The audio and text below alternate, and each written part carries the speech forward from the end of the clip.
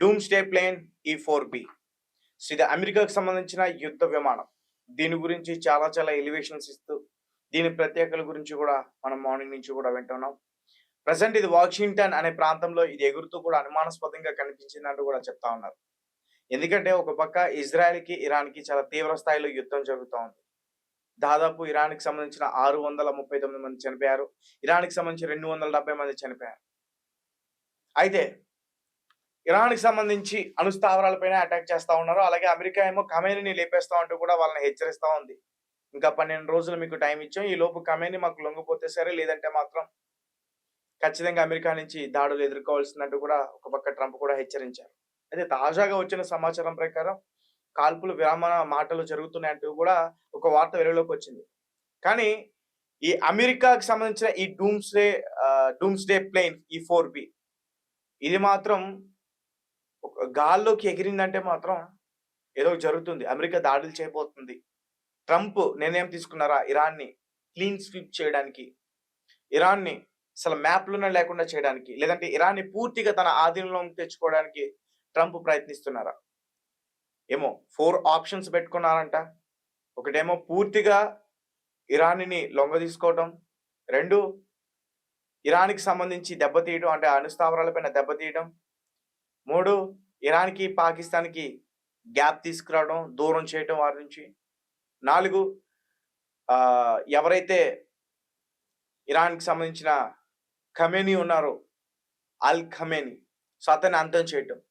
So ఇవి లక్ష్యంగా చేసుకొని ముందుకెళ్తున్నాయంటూ కూడా చెప్తున్నారు. అండ్ మనం కూడా చూస్తున్నాం. ఈరోజు ఇరాన్ ఇజ్రాయెల్‌లో అమెరికాకి సంబంధించిన స్థావరాలపైన దాడి చేసిన, అండ్ ముఖ్యంగా మైక్రోసాఫ్ట్ పైన కూడా ఈరోజు దాడి చేయడం మనం చూసాం. అయితే మరి ట్రంప్ దీనిపైన సరిగ్గా స్పందించలేదు. ఎలాంటి నిర్ణయం తీసుకుంటారు? మరొక 48 గంటలు అసలు ఏం జరుగుతుంది? ఆల్రెడీ ఈ డూమ్స్డే ప్లేన్ E4B ఆల్రెడీ గాల్లో చక్కర్లు కొడతా ఉంది.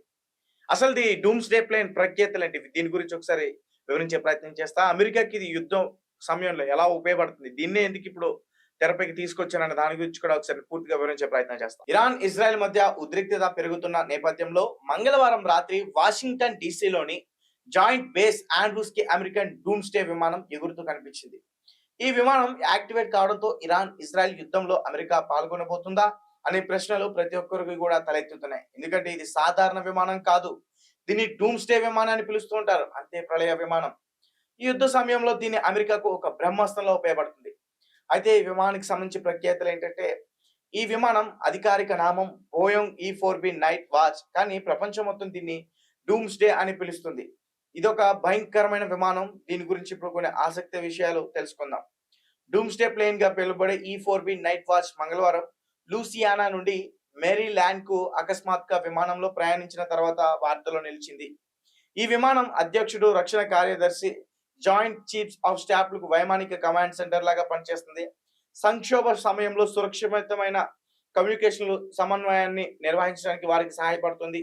ఈ యుద్ధ విమానం ఓసియార్ సిటీ నుండి సాయంత్రం 5:56కి బయలుదేరి తీర ప్రాంతం వెంబడి ప్రయాణించి వర్జీనియా, నార్త్ కరోలినా సరిహద్దు దగ్గర చక్కర్లు కొట్టి రాత్రి 10 గంటలకు జాయింట్ బేస్ ఆండ్రూస్ లోకి ల్యాండ్ అయింది.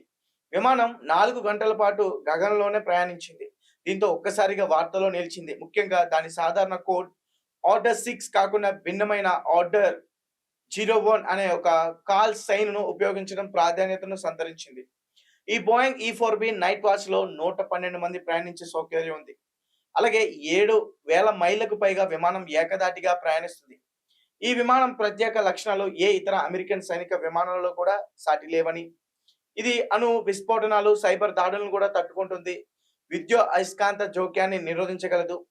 అవసరమైతే ఎదురు దాడులు కూడా చేస్తుంది. ఈ విమానం నిరంతరంగా ఒక వారం రోజుల పాటు గాల్లోనే ఉండగలదు. గాలిలోనే ఇంధనం నింపుకునే సామర్థ్యాన్ని కలిగి ఉంది. ఇది ఏకదాటిగా 35 గంటలు ప్రయాణిస్తుంది. విమానం లోపల భాగంలో 18 పడకలు, బ్రీఫింగ్ల కోసం ఒక గది, మీటింగ్ హాల్, కమాండ్ స్పేస్, విశ్రాంతి గదులు, ఇవి 3 స్థాయిలలో విస్తరించి ఉన్నాయి. అత్యవసర సమయాల్లో ఇది ఫ్లయింగ్ పెంటగాన్ గా కూడా పనిచేస్తుంది. So guys, doomsday plane E4B. So present America దీన్ని వాళ్ళ గాల్లో చక్కర్లు కొట్టించే ప్రయత్నం చేస్తా ఉంది. సో దీని గురించి చాలా ఎలివేషన్స్ ఇస్తా ఉన్నారు. ఈ డూమ్స్డే విమానం చాలా పెద్ద విమానం అని, దీంతో పోల్చుకుంటే అమెరికాలో ఉన్న యుద్ధ విమానాలు కూడా చాలా చిన్న స్థాయి అంటూ కూడా చెప్తా ఉన్నారు. అండ్ దీనిలో 112 మందికి పైగా ప్రయాణించవచ్చు అంటూ కూడా చెప్తున్నారు. అత్యవసరమైతే శత్రు దేశాలపైన యుద్ధం కూడా చేయగలగా సామర్థ్యం కూడా ఉందంటూ కూడా చెప్తున్నారు. ఒకవేళ మరి దీన్ని తీసుకొచ్చి బోర్డర్‌లో పెట్టారు ప్రెజెంట్. ఎందుకంటే ఆల్రెడీ ఇరాన్ ఇజ్రాయెల్‌లో ఉన్న అమెరికా స్థావరాలపైన అటాక్ చేసింది. మైక్రోసాఫ్ట్ కంపెనీస్ పైన అటాక్ చేసింది. ఇంకా 48 అవర్స్‌లో అసలేం జరుగుతుంది? ఖచ్చితంగా దీనికి పైన అమెరికా ప్రతీకారం తీర్చుకుంటుందా అనేది మాత్రం వేచి చూడాల్సిందే. సో ప్రెజెంట్ ఈ డూమ్స్‌డే ప్లేన్ E-4B ఇజ్రాయెల్‌కి సహాయపడుతుందా లేదా అనే దాని గురించి కూడా త్వరలోనే తెలుస్తుంది.